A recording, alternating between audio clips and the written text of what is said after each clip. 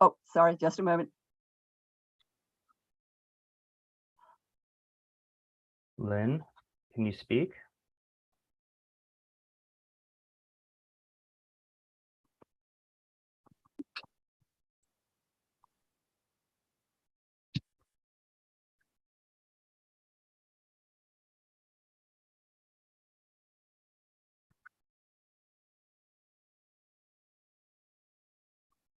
Mr. Chair, we're live on YouTube. All right. All right. I'm going to call this meeting to order. We know we have some technical issues, but it's 6:06 p.m. Sorry for the delay. It is December 7th, 2022. This is the meeting of the City of Lafayette Transportation and Circulation Commission. I'm going to call this meeting to order. Starting with the roll call. I'll call your names. Please answer that you're here. Greg? Here. Bart? Here. Vianney? Here. Stella? Here. And Lynn? Here.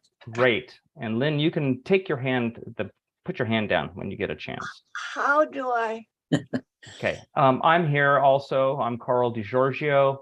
And then and staff members supporting us tonight is Patrick Golier and Therese Kane. So let's start with adoption of the agenda. My only ask is that when we get to item 7A and B, I'd like to do item 7B first. And that shouldn't be a problem. So any other changes or anybody? Yeah. Carl, I can give a GPAC update. Yes, let's add And that 7B. as item C. Okay. Oh, yeah, that's right. All right. So we'll do items B, C, and then A. Okay.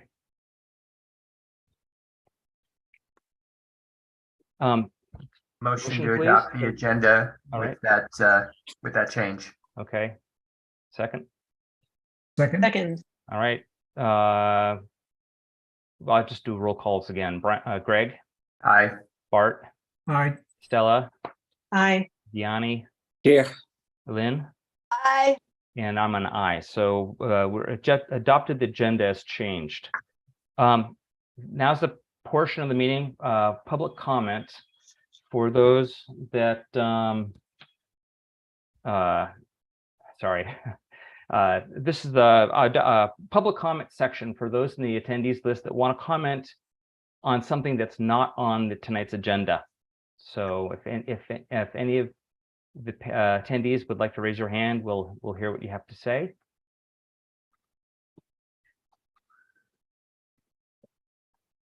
Okay, I don't see any hands raised, so we're going to move on to there's no old business. Before we get going on new business, I'd like I need to know what to push. You got it, Lynn. You're fine. Well, I can't. Can you get my picture? No. So if you go to the bottom right, I believe, where it has little video camera, it might be a red line through it. Yeah, there is. So click on that. Not on the mute button, microphone button, but on the camera button. The camera. Okay, good. You're halfway there. Now adjust the camera so it shows you. Okay, we're going to keep going. While she's adjusting and fixing her technical issues, I want to point out that we got some public comment today. It's also posted on the website, I believe.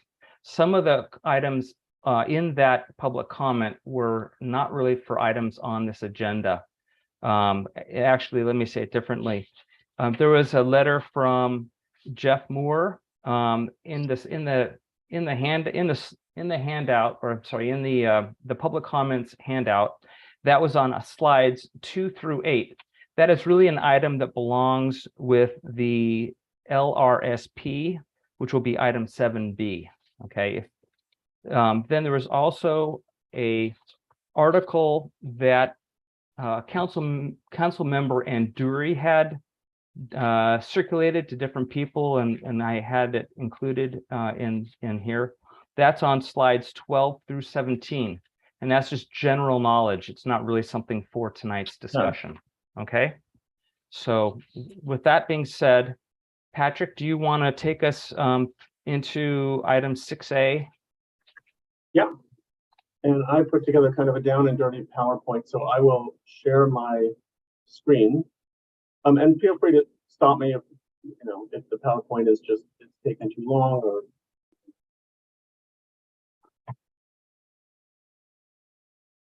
not of interest. Are you able to see my screen? Yes. Yes. Okay. So I believe you may all be familiar with the TDA grant, but just to review, the Transportation Development Act allows each county to establish a quarter-cent sales tax to fund a variety of transportation projects, from large-scale bus and transit projects to transportation planning studies to bike and ped projects. In addition, MTC allows for 2% of TDA funds to be collected for what they call TDA Article 3 projects in each county. And this specific grant opportunity funds the construction of eligible pedestrian and bicycle projects. So the call for projects for the TDA Article 3 grant for the 2023-24 program was issued last month, and applications are due to the county by January 26th. Eligible projects require a review from this committee, acting as an equivalent body to a bicycle and pedestrian advisory committee, as well as a resolution adopted by our city council. As you also may know, the grant program does not come with the potential of a really large dollar figure. So historically, funds received by Lafayette through this grant program have not exceeded $100,000. So the scale and scopes of projects to be funded by TDA are very different than from other grant programs such as OBAG or ATP.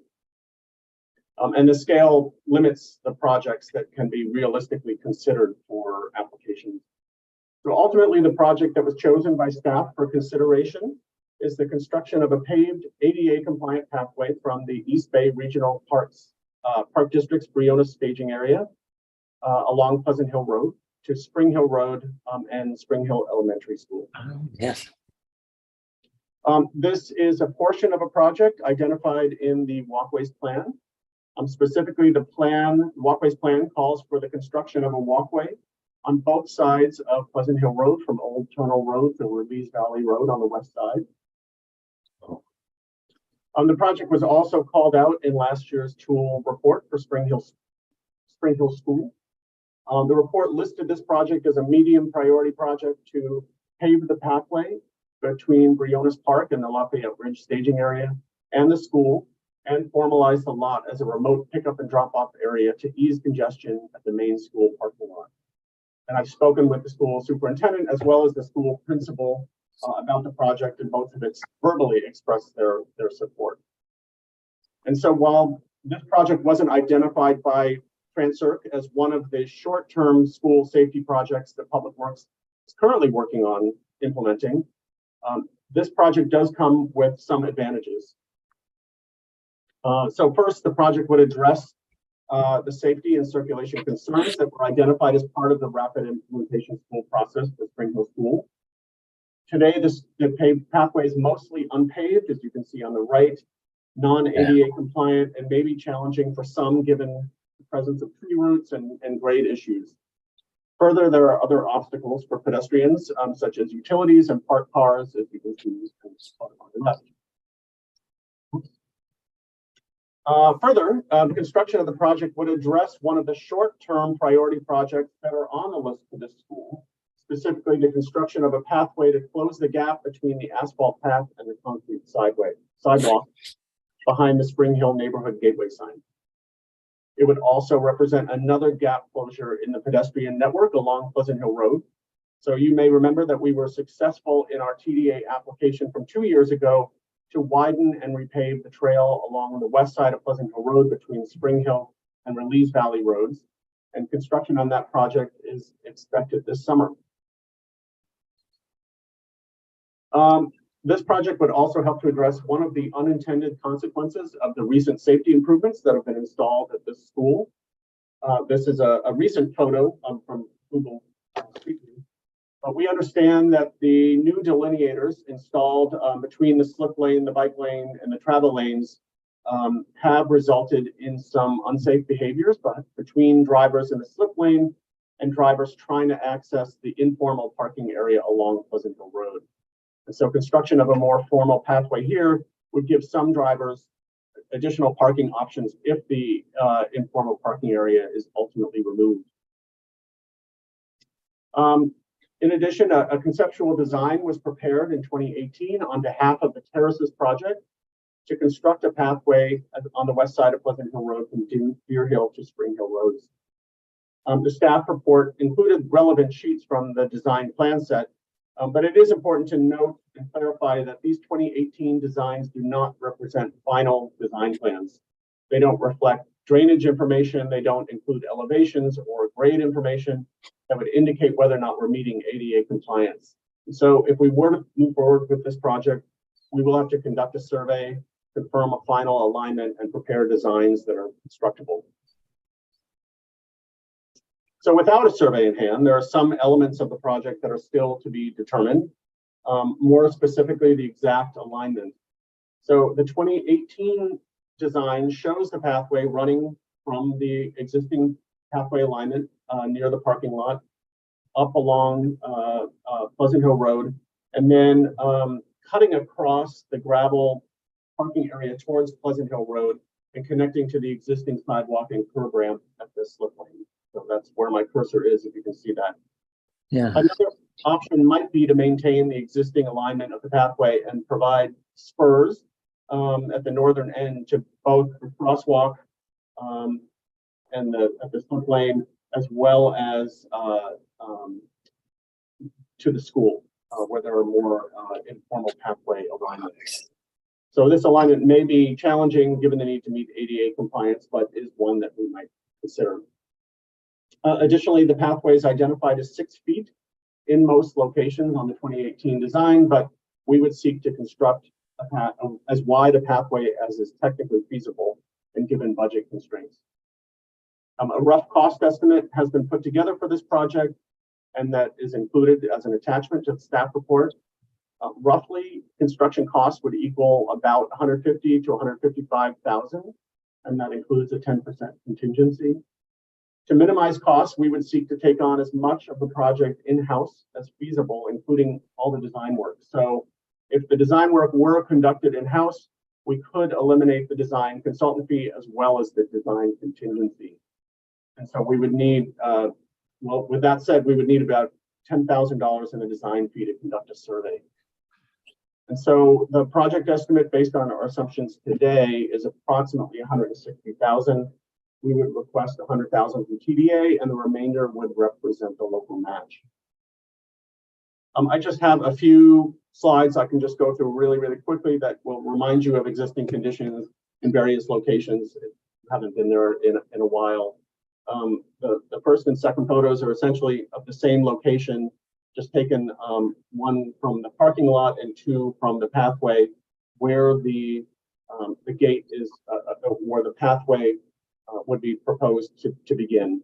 So you can see that location in relation to Pleasant Hill Road and the entry into the parking lot.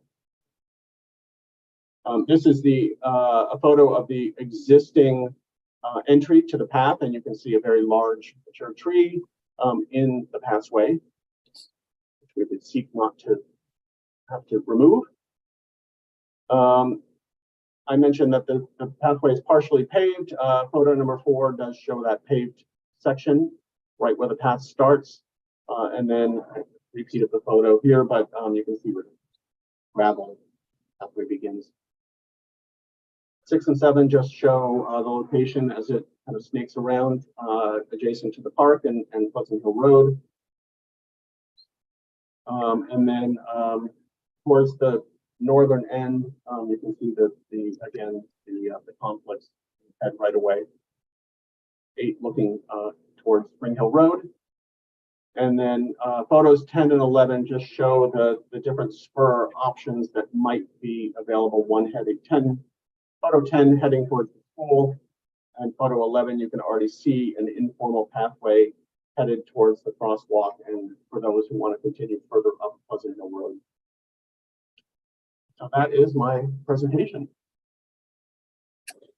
Okay.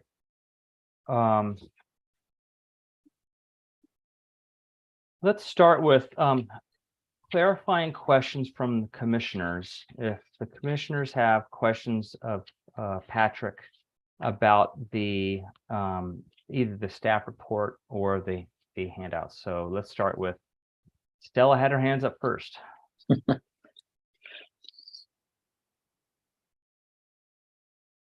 You're muted, Stella. Yeah. Okay, let me try that again. Thank you, Carl. Thank you, Patrick. That was a great presentation. I really appreciate the pictures and the maps. I think that that really helps all of us to get a good idea about the locations that we're talking about. I have a couple questions. So you mentioned that the 60 or so K local match would come from what the city council had approved for the safety improvements around schools last spring. And I know that project list hasn't yet been completed. And so my question is, if those were all to be completed today, would there be $60,000 left So in no, that allocation? in my staff report, I said that it may come from either that source or, through Measure J or another fund source in 2024. So realistically, if we were successful in this grant for this project, we wouldn't receive money until the end of 2023. So this would be a 2024 construction project. And so Mike is managing the school safety funds that he has in hand. I asked him, there's about $500,000 left, give or take. So he's just going through the list right now. So there may be $60,000 remaining that could be used for this project or Measure J or another fund source. Okay, yeah, I noticed in your report, it did say maybe worked into the fiscal year 23-24 capital improvement program. But I just wanted to ask that question about the other idea to use the safety around schools project funds that were already allocated. Let me see if I have any other clarifying questions about this particular project. One thing about this whole area is that it's very confusing. And I'll say that just as having worked on the Spring Hill assessment with Greg Brown and Jen Paul. So we did that in concert with Tool. And the first Tool report project that you mentioned is actually only referring to a very small portion to pave the section from the parking lot near that tree where those split rail fence posts are up to the gate. There's a gate that opens really very, very close to the field. That's why in the report it said something like $27,000, I think. And that idea originally came from the 2013 Safe Routes to Schools ALTA planning study. And I think in that report, it's much more clearly identified as being focused right on that location, which currently I think is tan bark, and it's a slope. It's just not that smooth, and certainly not ADA. So that's just one point to note. The other Tool line item that you referred to was the behind, can't remember exactly, but it was behind the Spring Hill sign. Yeah. It was connect the asphalt path to the concrete sidewalk behind the Spring Hill sign. That one was also a very specific location, which was in that area by the utility cage, the chain link cage, near, I think, your markers 10 and 11 in your maps.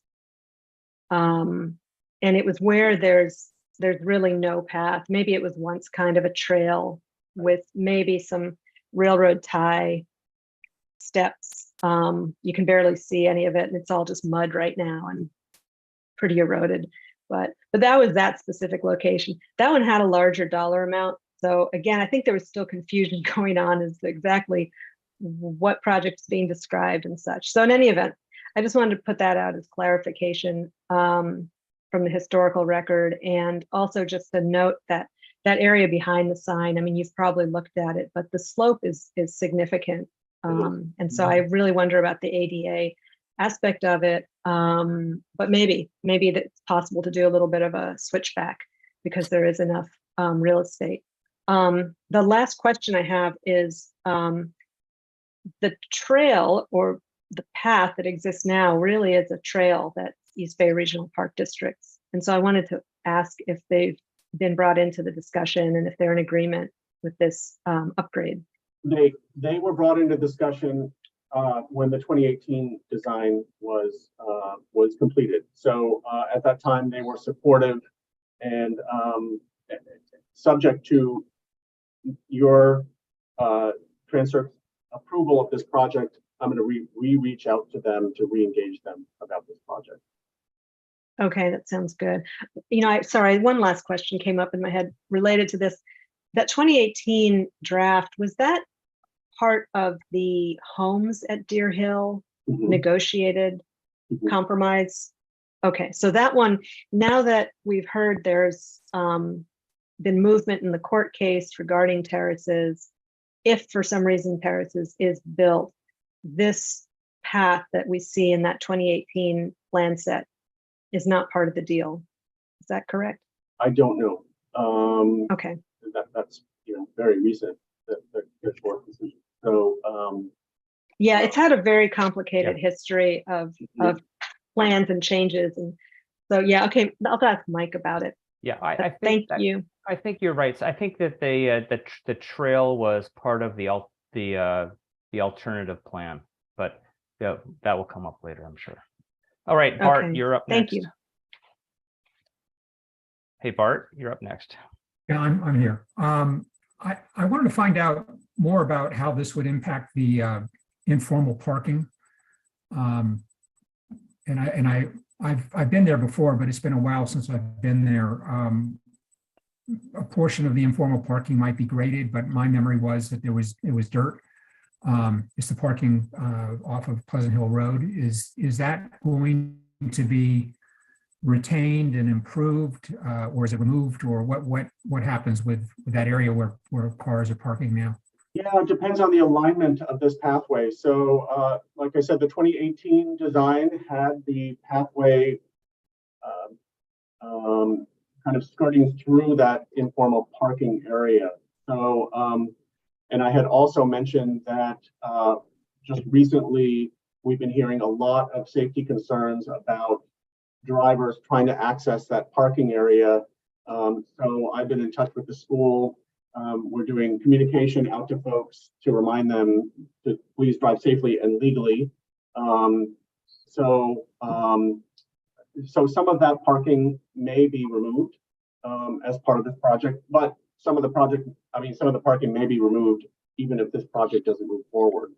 So that's the discussion that I had with both the school superintendent and the school principal as well. Well, that was my concern, that if you have now a formalized trail there and you continue to allow parking there, either in a formal parking lot or a informal parking, and then you have that split lane issue, then you have just a lot of activity there that creates potential hazards for anybody using the new trail there. So what I'm hearing from you is you understand that, and that's going to be looked at. Yeah. And this sort of connects with the discussion that we just had on the entire trail that was designed in 2018, I guess, as part of the Deer Hill project, or the former alternative project. That, and again, I want to clarify, that doesn't exist now. That was part of I guess what I'm understanding now, the plan for the old alternative plan. Is that correct? That is my understanding. There's no trail. I'm sorry? That's my understanding, yes. Okay, there's no trail now linking Deer Hill with Spring Hill. So in your discussion, and I just want to make sure I understand things correctly, you state that this would help complete the gap in the pedestrian network along Pleasant Hill Road. What gap is that? Well, currently, there is no formal pedestrian ADA compliant pathway on Pleasant Hill Road between Spring Hill and Deer Hill. Right. But there is no trail there now, aside from the informal one that goes from the park, the East Bay Regional Park parking lot and the school in Spring Hill. So there really is no gap to fill. I mean, you're just creating a new trail now to allow students to walk from the parking lot to the school. Well, this would be, an ADA compliant paved walkway. And it's not categorized as that today. And the idea would be to continue it all the way at some point right down to Deer Hill. So either through the terraces or some other funding mechanism, but it is a Okay, gap I today. understand what you're saying. I just, when you mentioned the gap, I thought that there was an existing trail on one end and then the school in Spring Hill on the other. I thought there was, or two existing trails and a gap in between. I was to see what, but I Oh, understand. no, I sorry. understand. Okay. And then I'm just curious, where did I see that? The Countywide Bicycle and Pedestrian Advisory Committee, CBPAC, I guess needs to vet all TDA grant proposals submitted by cities that don't have a BPAC. We don't have a BPAC now, so you go on to state that this commission can act as a BPAC. That's correct. Is that, I guess the Countywide Pedestrian Advisory Committee understands that and they're going to be okay with it? Oh, yeah. So you have been, the previous TDA projects have been vetted through you and not the countywide BPAC. And the TDA grant lists the criteria for the alternate group and you meet the criteria. So yes, this is the review. Okay, I was just curious about that. The countywide BPAC.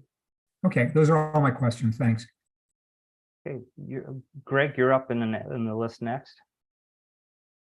Thanks, Carl.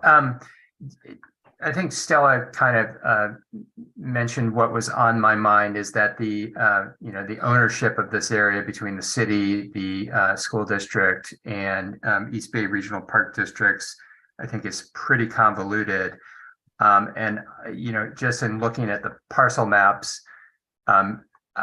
I'm concerned that one L shape that it looks like the path goes along is actually owned by the East Bay Regional Park District. And Patrick, it may be too early in the process to know this, but I know you said you were going to reach out to them, but do we know if anyone's looked at the ownership of any of this area in any detail? We did the same check of the parcel map, and it's pretty convoluted in that little strip. And so, what Mike had told me is that in the past, there had been discussions with East Bay Regional Park, and they were supportive of this project. And so, the survey would identify the property or the jurisdictions more clearly. And so that's one of the needs of the survey. But they had been supportive of the project. Okay, thank you.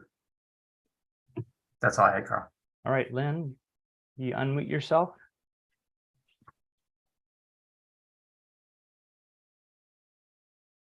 Lynn?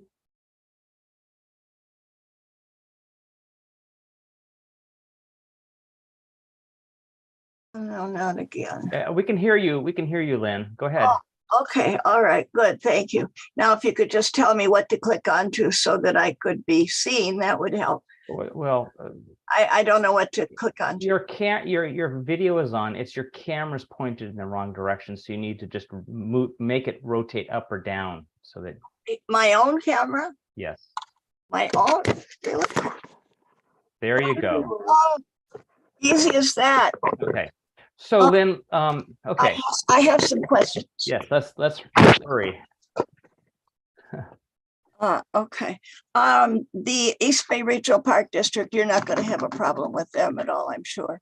I've had 11 calls today, or either calls or emails. A lot of the Spring Hill people are very upset. They want to be sure that that casual parking area in front of East Bay Regional Park District section that's between, I guess it's between the fence and the road. I was over there, but I thought that's what it was. Is that right? Mhm.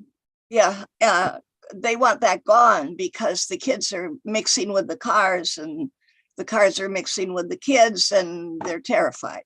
The parents are frantic practically.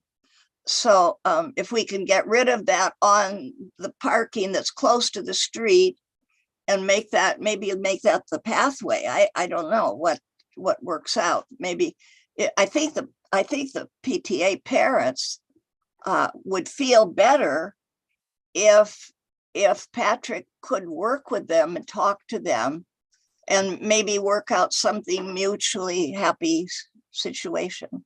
Yeah. Because I think they'd like to be part of this and they don't know how exactly. So that would be good.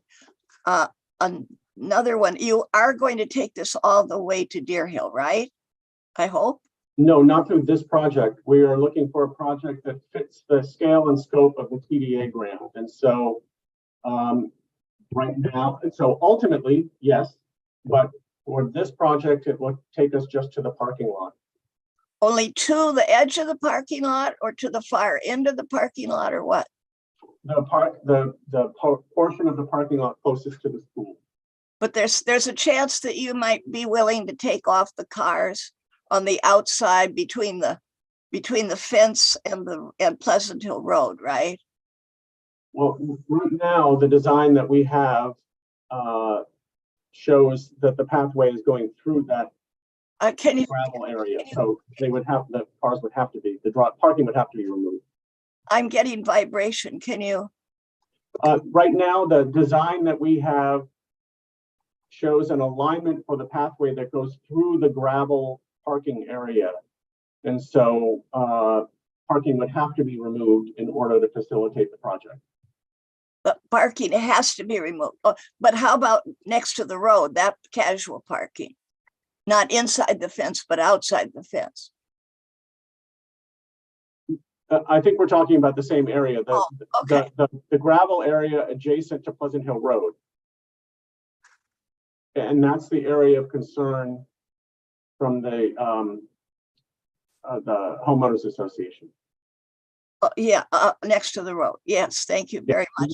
And I wanted to say to you, I thought this was a very nice report. Thank you. Thank you. Before, is that it, Lynn? I think so. Okay. Before we go to Vianney, I want to just come back to, I would like to interject to Vianney. I'm sorry. I want to make sure, Patrick, that I and the public have this right. What we're doing today is we're taking comments and we're going to forward a recommendation to the city council, and they are going to consider this whole thing. But basically our recommendation, if it works out, is that we would like you to go after funding for this project. Okay, then if the funding is secured, then you're going to have additional design work and so forth. At that time, would it be reasonable to assume that you would bring the designs back to the Transportation and Circulation Commission for a review? Yes. Okay, thank Yes, you. on All right. all of that. Yeah, all right. Thank Yeah. you. Vianney? Yes.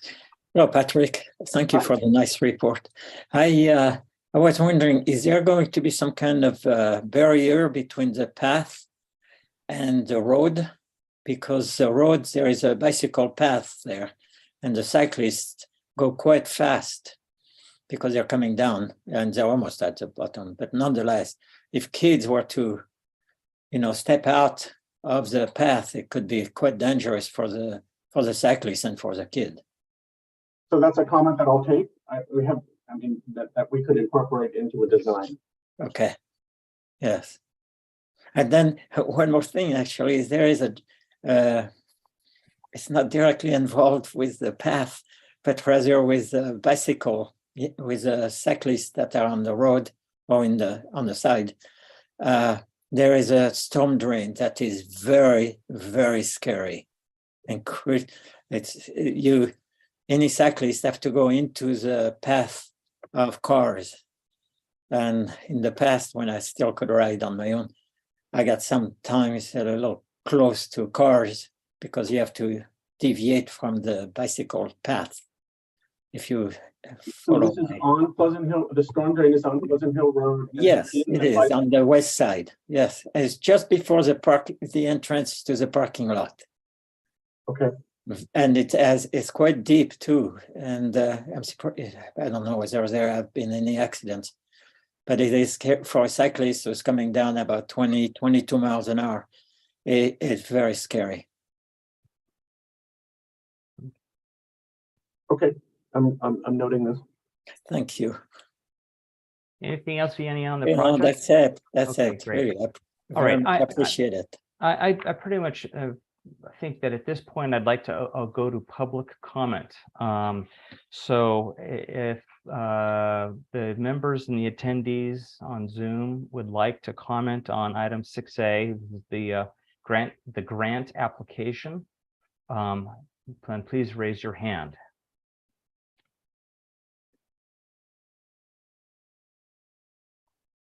Therese? Yes. Janet Thomas has a question. Mhm.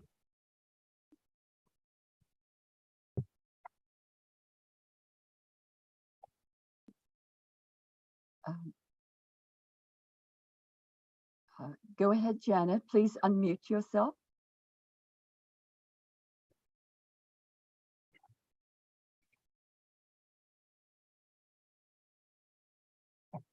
There you go. Okay. Okay, hi. Hi. Yes, I'm Janet Thomas. I first of all, thank you, Patrick. That was a great report.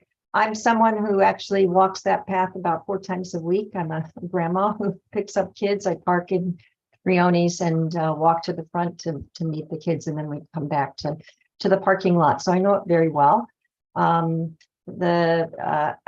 I used to park in the informal parking, but it became so dangerous, even though it was very convenient for me. I decided it wasn't worth the risk to my grandchildren or other people. So I agree with what people said about, the parking there. It is, I think, unsafe. Unfortunately, there just is so little parking at Spring Hill. Even the Briones parking lot is, I think many of you know, I have to get to school 10 minutes before the end of the school day in order to get a lot of parking place sometimes. So just something you should all, realize. The more busing, van service, carpooling we can get, the better. But anyway, back to the path. To me, the part of the path that needs the most repair is that area behind the sign, which is very steep, as Stella and others said, very slippery when it's wet. I would, highly advise that that be, a priority, as well as the area right at the entrance to the Briones lot. I'm very glad that you're looking at this, and I appreciate all of your work.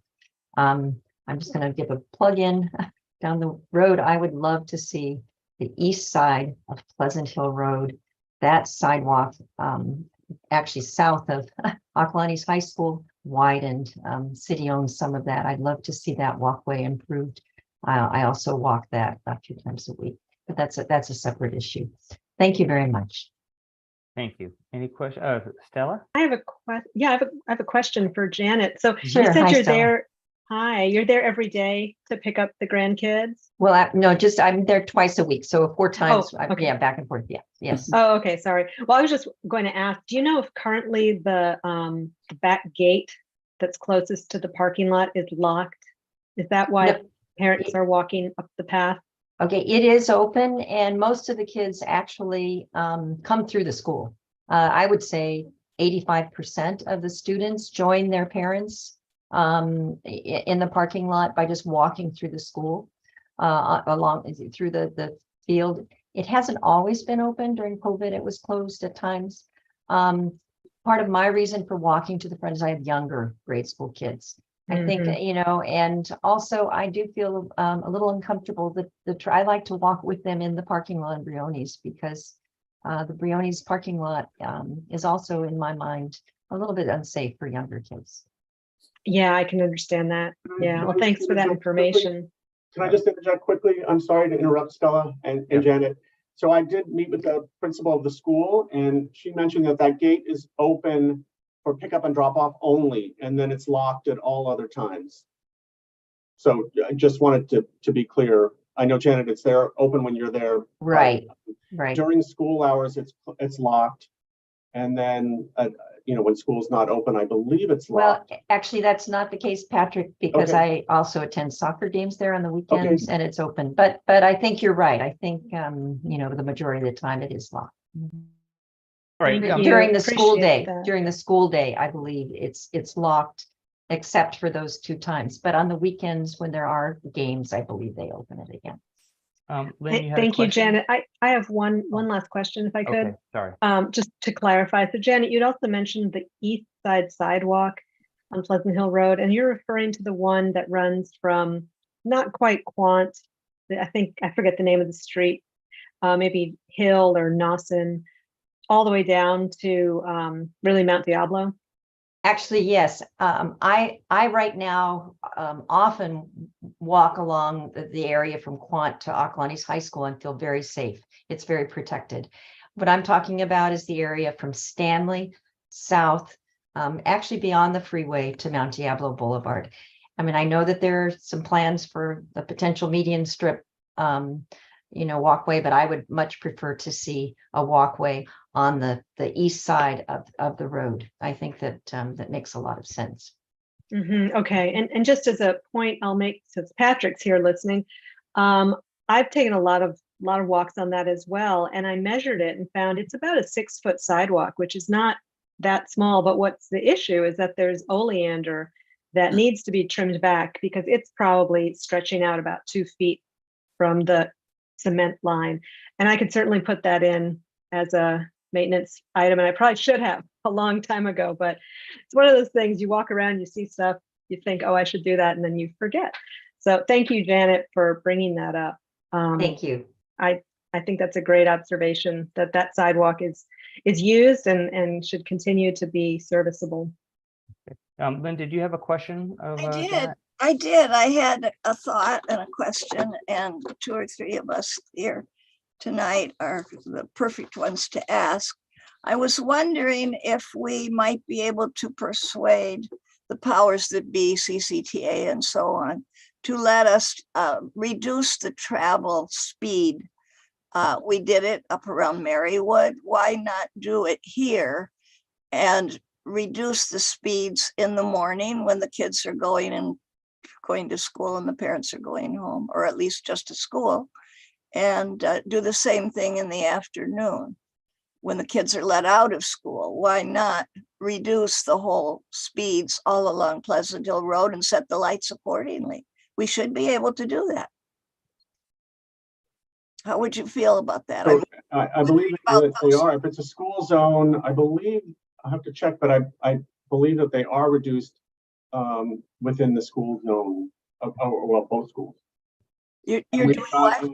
speed radar signs coming to be installed along Pleasant Hill Road as well. No flash. So they're adjusting the signals to slow the traffic? That's what I'm after. I don't know about that. Slow the traffic when the kids or the parents are bringing them to school, and then when they're picking them up and leaving. So there's a lot of coming and goings back and forth in that area. And I see no reason why we can't, for those hours during the day, reduce. We need to take that under advisement, Patrick. I know that Mike had discussed speeds on that area, but I'd like to get back to the funding proposal at hand. Lynn, did you want to ask Janet a specific question, or can we release Janet? No, I'm finished. Go ahead. Thank you, Janet, for your comments. This is the last call You're for the welcome. other two. I don't see any other hands raised. Hello? So let's get back to some discussion, and then so I think that we can wrap this up quickly. There are many issues around the parking and the safety at the dirt lot area that I believe will be addressed in design phase if we get the funding. It's got to have physical barriers in there to protect the kids and anybody on the pathway from cars. Cyclists. Yeah. Well, if the bicyclists are on that portion, Yeah. yes. And so my understanding is that those things will be addressed in a future, Is that right, Patrick? Am I heading the right, if I got that right? That is true. Okay. So really what we need to do is, if we have specific concerns we want to pass along, first of all, I'm supporting this as a funding request. I think that it makes sense to ask for this money. And then we can all talk about that. I think that we should recommend that it go to the city council. So I'd like to have discussion by the commissioners on that. Anybody want to chime in? Lynn, you had a hand up first. Yeah, you're on mute. Unmute yourself. Lynn, I couldn't hear you. You were muted.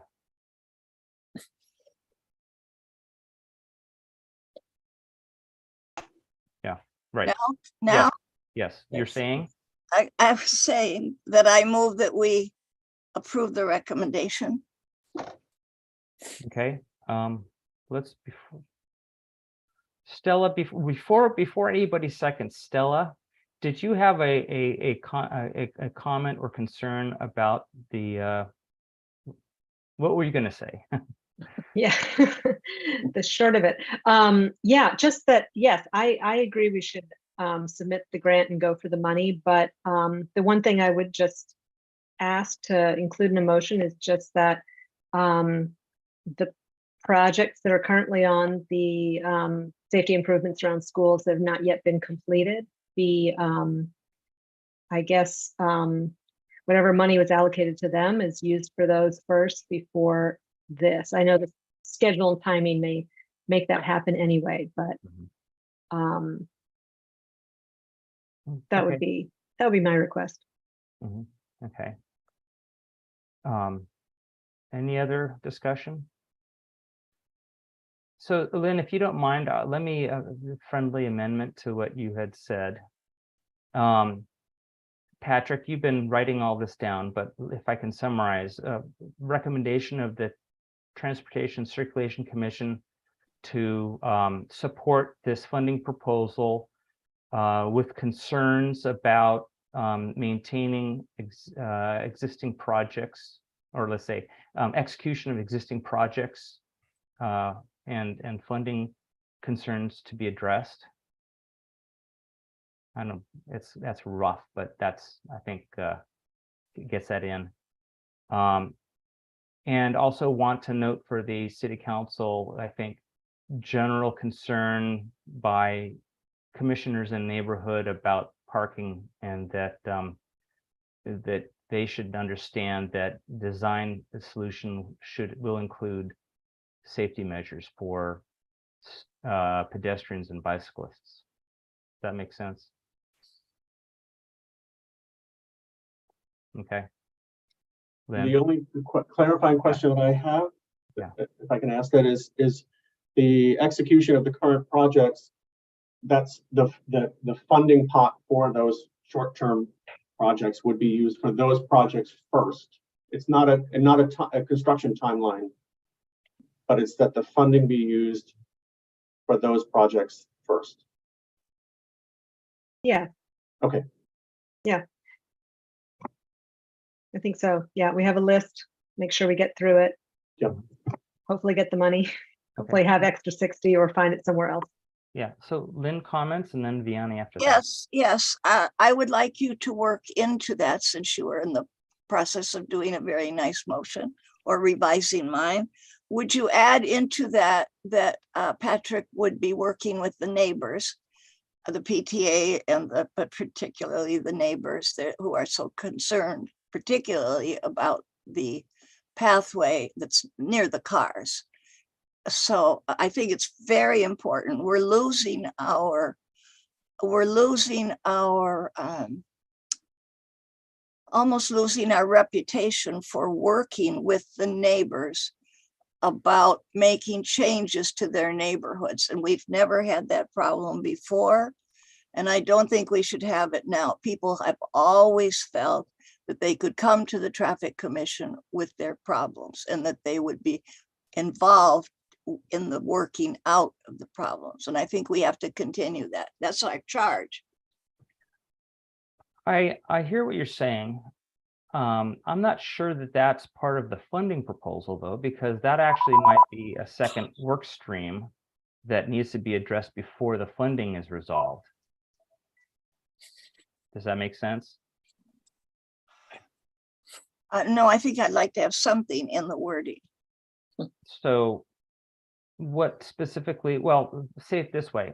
What is the recommendation you're proposing that the city council consider when they're looking to approve the funding proposal? Just when you're describing the proposal in any way, just work in the neighbors, if you would. Okay. The residents, the Okay. people who live there, they're very important. Okay, I want to point out, and that's a good point, and I want to point out that Paul Melmed his letter was included in the public comments, and I believe that will also be included when it goes to the city council. And I'm sure he'll comment and others will comment on that. Yeah, but I'd like to have that in the motion somehow, that we'll work with the neighbors or work with the residents and perhaps the parents of the school. They're upset. Okay. They're worried. So Patrick, so is there a way to work that concern into a funding proposal, or is that just it's assumed, or is that a separate work stream? Well, TDA wouldn't fund that. So, I mean, that would be part of my own work stream, right? So my own staff time, but the TDA funds would fund design and construction. Okay.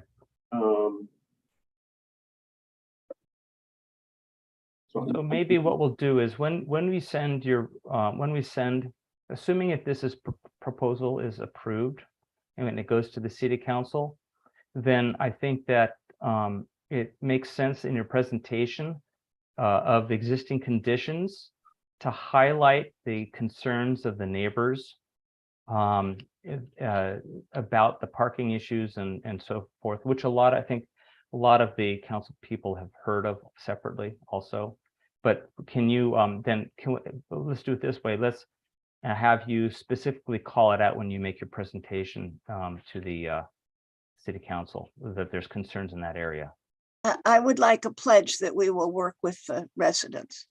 Well, we do work with residents, both through the TAR process. Always work with residents. We've lost some of that. We've met.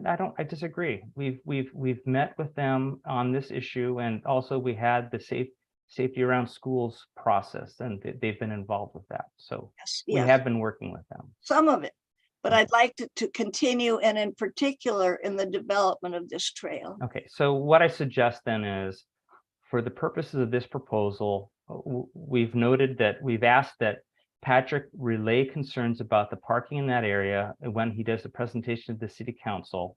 Separately, Patrick, why don't we bring back at a future meeting this topic of what to do in the short run before we receive funding. Let's bring it back and say, let's re-examine this parking area and the slip lane and see if there's short-term corrections we can make to the safety in that area.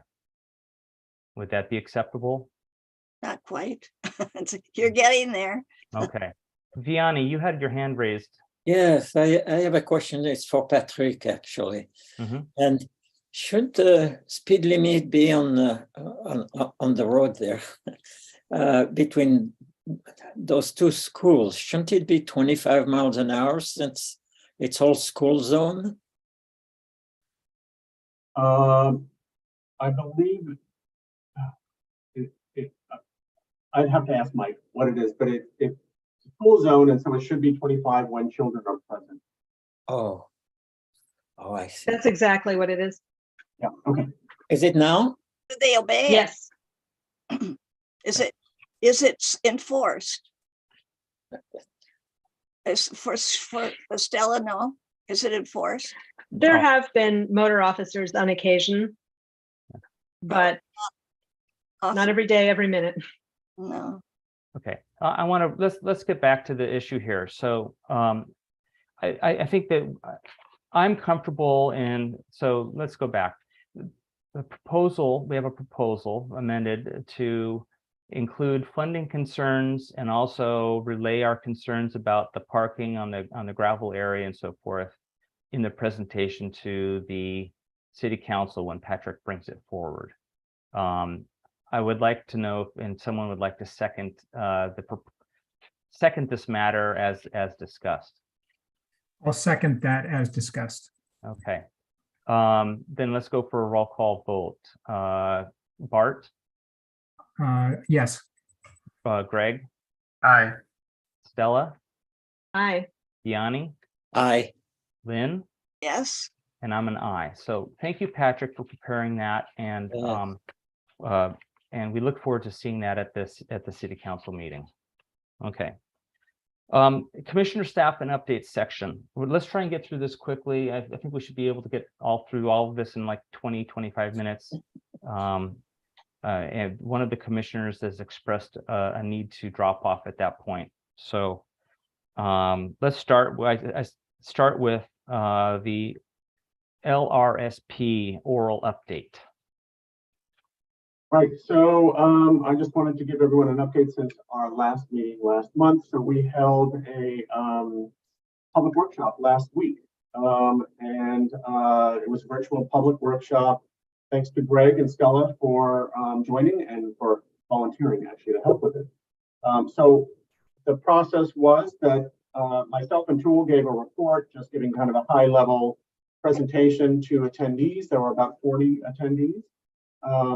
About the LRSP and the process, but the vast majority of the workshop were conducted in breakout rooms. And so we had 3 individual facilitated breakout rooms where attendees were encouraged to share their concerns about traffic safety. So the categories were behaviors that made people feel unsafe, roadway elements that made people feel both safe and unsafe, any specific ideas that they had for improving traffic safety in Lafayette, and then specific locations across the city where people felt either safe or unsafe.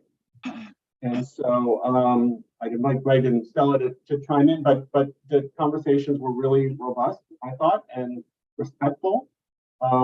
There were, I thought, a good mix of people kind of that were there representing, oh, and Bart was there as well, sorry, representing folks that were concerned, you know, as pedestrians, as cyclists, as parents that walk their kids to school, and as drivers as well. And so what's going to happen is that all of that information is being married with the information we've received from the survey. The online survey, which closed on Sunday after 6 weeks, and will be kind of rolled up and then married with the results of the collision data, collision analysis to help identify priority emphasis areas as well as priority locations across the city. Tool will be coming to Transcirc in January as well to give kind of the big overview. So that'll be a big meeting.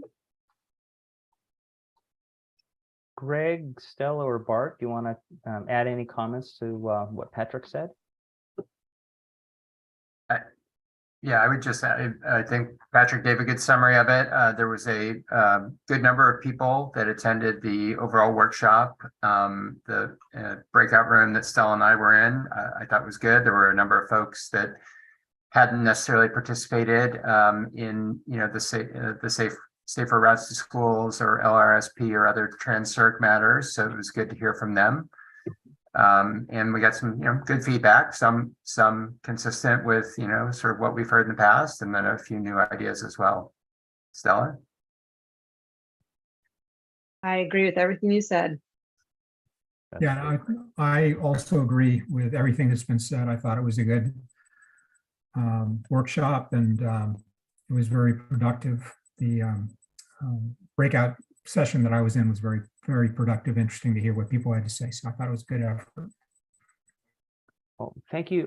Lynn, do you have a comment or question on this item? A question, and congratulations. It seems to be progressing very nicely. I was wondering, do you happen to know whether or not you and Mike still use open graded asphalt on roads that are slippery and winding, such as Release Station Road? We used that for years, and then we got away from it.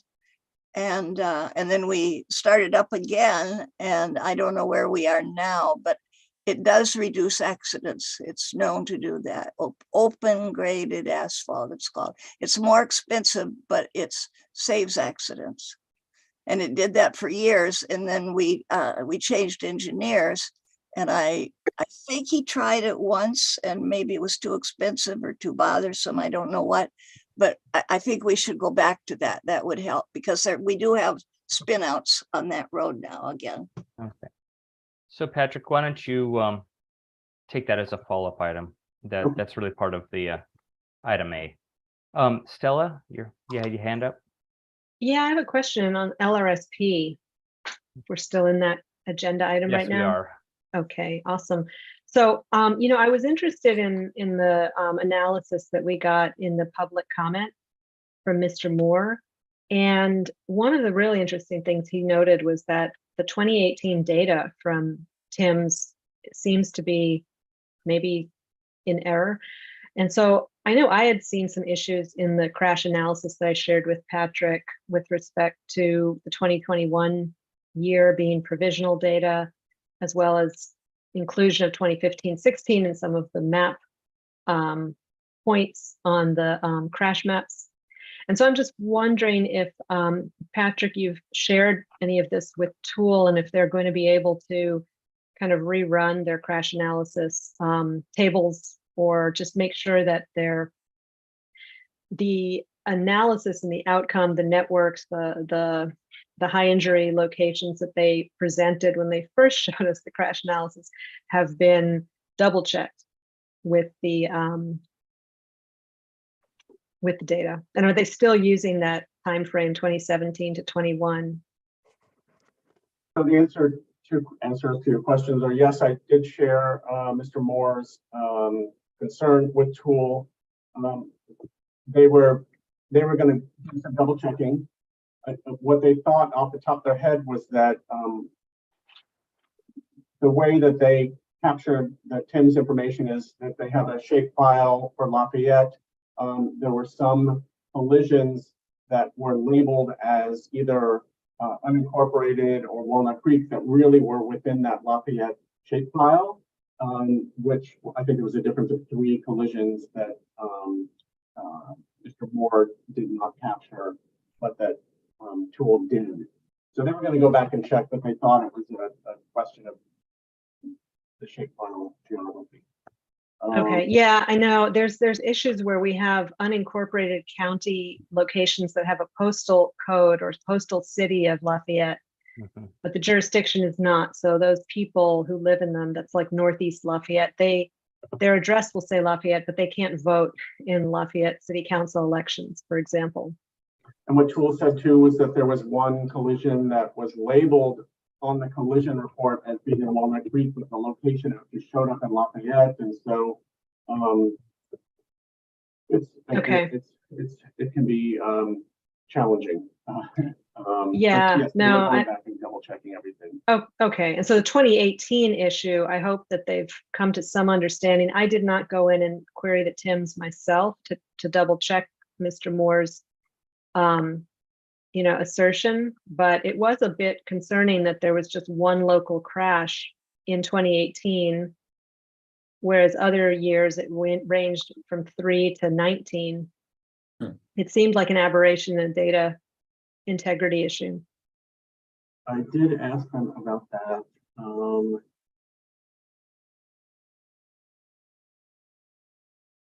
Pulling up the email response. They actually had 7 collisions in 2018, so several of them were unincorporated areas of the county, but that were within the achievement. Okay, yeah, this stuff it gets pretty complicated. I think I want to take a closer look at the data and even the shape file myself, given Mr. Moore's analysis, because I really think it was very interesting. And one other observation comment about that is he did a really interesting breakdown or cross tabulation of the bicycle at fault crashes by age. And he found a pattern that was not in the crash analysis, the tool crash analysis, which was that the age 0 to 19 group has been listed as at fault in all of the crashes in a time frame that's much bigger, 2011 to 2021, which is the full data set that TIMS allows or TIMS offers. So, I thought that was interesting. He had a good point about the question of what kind of mitigations or solutions are there, and certainly education to that age group is important. But I dug a little deeper because I was just really interested in it. And I looked at the actual Switter's detailed crash report for each of those incidents. He had 9 of them in that 0 to 19 age range. And what I found was that with the information that's listed, that's encoded in the Switter's report, that basically 7 out of those 9 crashes were wrong side of the road violations. Oh boy. Yeah. And as I could see, they were youth who were bicycling on the sidewalk or a pathway against traffic. In some of these situations, the only sidewalk is on that side against traffic. And so they have, actually, the Lafayette Municipal Code specifically says that youth can, or any adult, really any age person can bicycle on the sidewalk in the city unless it's specifically signed that they can't. Oh, no, I don't think So, That's true. so yeah, it's in the municipal code under pathways or Yeah. walkways. It's not listed under bike rules. So, it just raised all these questions for me of, well, Yeah. how should our LRSP, toolbox be formed with the knowledge that we do allow, at least right now, bicyclists on sidewalks. I really don't understand why the police reports listed these people at fault, given that. And so that raises an issue of maybe our LPD need to really be focused in on or pointed to the municipal code with respect to bicycles. And, then we get to the issue of behavior and education. And so, I mean, if we're going to allow riding on bicycles on sidewalks, then you're going to know that people will always at some point be riding against traffic. And if that's allowed in the city of Lafayette, then we should think about, well, how do we help our users understand that, to expect it, to maybe behave in some way at intersections. Because, yeah, I mean, I guess the kids seem to be doing the right thing, is what I read into the data. And that that technically the report says they're at fault, but yes. I would beg to differ. Can I interject? Can I interject? Sure. Yeah. It is so dangerous to ride on the sidewalk. It is crazy. It's suicidal because of driveways, and people do not look the right way to see if there is traffic. It's also very dangerous for pedestrians, no matter what age. So incredibly dangerous. And usually you're at fault if you are riding on a sidewalk and you have an accident. Yes. So Yeah, I mean, so this is a bigger policy issue that I suppose maybe at some point needs to I be. think it's illegal taken up. statewide. I would be surprised that the city would have a special rules. So Yeah, Yeah. well, you know, it also brought the question in my mind about how are bidirectional class, I think class 1 or class 4 paths that are on the side at one side of a road handled with respect to at fault, because those are kind of in the same situation as sidewalk riding. At some Yeah. point, you will be riding against traffic. no, you can't. You just can't. It's Okay. against the law. So, let's, But we have that on School Street, don't we? Or it's protected there. That's different. But if there is a collision, I mean, for example, there was a collision between a bicyclist on a sidewalk Oh, at First Street, and she was bicycling toward the school right by the Boy Scout cabin. And unfortunately, a parent turning right knocked her over, and that was an injury incident that's in Sweaters. So she was on the sidewalk, so she was said to be at fault, which again, I'm kind of yes. debating at this point, given the So given the unfortunate. municipal code. But now, if there was whether there's posts and paint or whatever, a bidirectional path on the street, if that same student were to be bicycling east on School Street and be hit by a car turning right on from First Street onto School Street, who's at fault? I don't know. Well, if it's a Um, protected path on the street, then Okay, the but driver is at let's fault. let's bring this back though to the LRSP question. So Yes. Patrick, I think Stella, you had asked Patrick to go back and validate the data, and by extension, I think you're gonna, Patrick, perhaps look at how accidents are classified. Is that a way to say it, Stella, that there's questions Oh, about well, the data? yeah, I mean, the inclusion of the correct crashes and the correct years and all was just my question, and the integrity of that 2018 data. I brought up this kind of sub-analysis of Mr. Moore's analysis just because I thought it was interesting, intriguing, and realized that we have this maybe disconnect between what our municipal code says, what our police are recording, and then behavior. And so I'm not saying that there's anything we can do at this point, but I just wanted to put it out there that it's something that I suppose maybe Patrick can work with Tool on. No, but that's all very interesting. Thank you. It is. Lynn, did you have a final comment on LRSP? I was just thinking that the Dutch are so good with their training in bicycling, but they teach bicycling in the schools. And I have talked to several people, or a few people, I shouldn't say several, that several is all we have on the school board. but I've talked to some of them, and some of them are quite willing to see that bicycling is taught in the schools, particularly now that there's more interest. And I have to confess that I wrote that bicycling on the sidewalk years ago, about 30 years ago, and I think maybe 40 years ago. And I thought that it was gone from our wording. Are you sure that it's still there? Who was it that was talking about? You were. I was, yeah. Last I looked at it about 6 months ago. I think it also says you have to go and get a license at the police station, but they don't do that anymore. It's got long gone. I would like to I'd like to close out this item if there's nothing else that we can have Patrick or Greg or Stella do for the next LRSP meeting. And I say that only because I want to get to Greg and the GPAC update. So is that okay? All right, then Greg, let's move on to GPAC update, Greg. I believe Stella is going to give the. Oh, I'm so Stella's sorry. our GPAC rep. I'm sorry. Okay. I was talking to you earlier about it, so sorry. No worries, no worries. So yeah, GPAC has started work on the safety element, which is a required element. It is due around the time of the housing element, but it'll be kind of trailing it by a few months. There is a consultant that has been brought on called PlaceWorks. They're the ones that produce the City of Orinda safety element.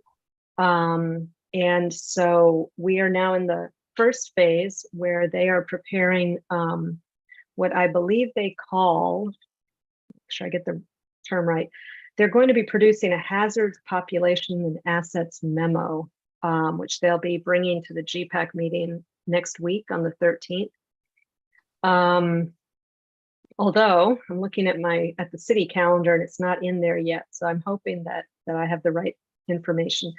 So if anyone wants to go check the city calendar early next week to make sure it's happening.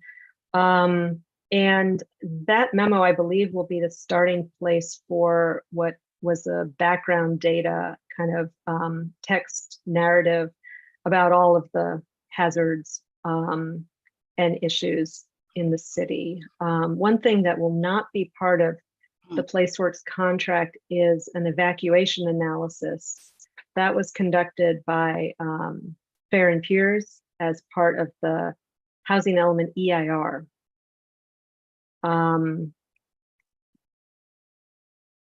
But I think there probably will be some questions that come up during the GPAC safety element, maybe going back to review of that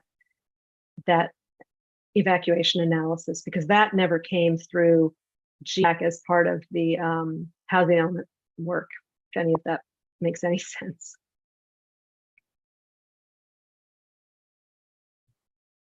Oh, you're on mute, Carl.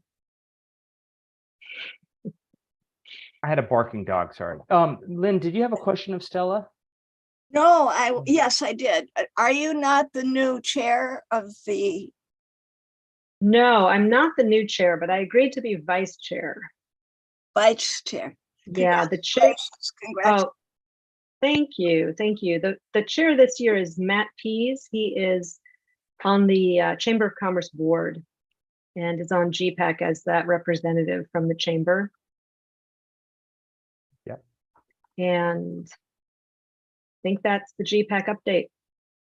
Thank you for that, and thanks for your work on that, and appreciate hearing about it. All right, so are there other updates or show and tell? Let's see. I see Vianney and then Patrick. So I can go. Yeah. It's mostly for Patrick. There is a file we were talking about, all those accidents statistics. That file, I cannot copy it. I cannot read it on my, as you know, I am visually impaired.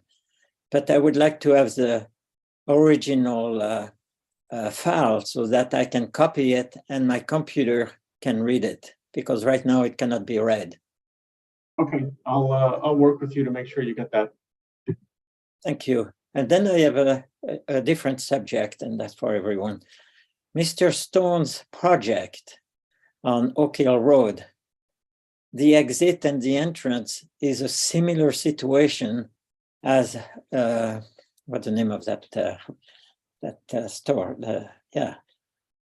I remember the name. Not Safeway, but the other store. Mm-hmm. Diablo Foods? No. It's in the parking lot. It's the same parking lot. Whole Foods. Whole Foods. Thank you. It is exactly the same situation as Whole Foods, going in or out. So I wonder, is that eventually there will be an accident from Mr. Stone project?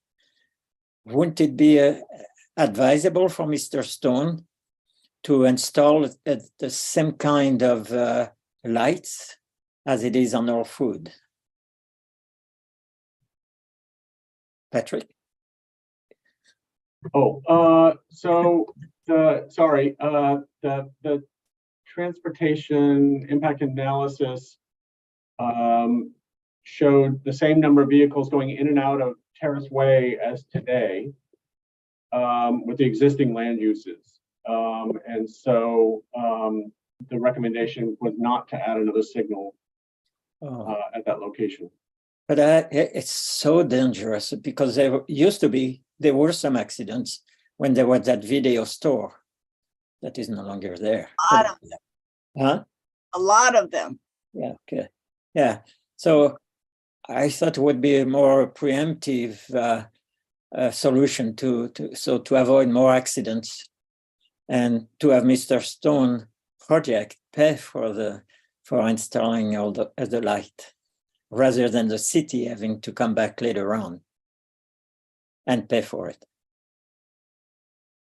Well, thanks for that comment. I don't know, Patrick, is that project going up to the city council at some point or back to the PC? I will have to check what the schedule is on that and So. circle back. Yeah, thank you. Okay, and then you had your hand raised for other comments, Patrick? Oh, it was Justin, sorry. Nope, you're muted. Sorry if this was missed. I was trying to lower my hand. But I just wanted to announce that a joint meeting with City Council has been scheduled for 2023 on February 13th. Okay. And just wanted to make everyone aware 2 months in advance to please note that on your calendars. Okay.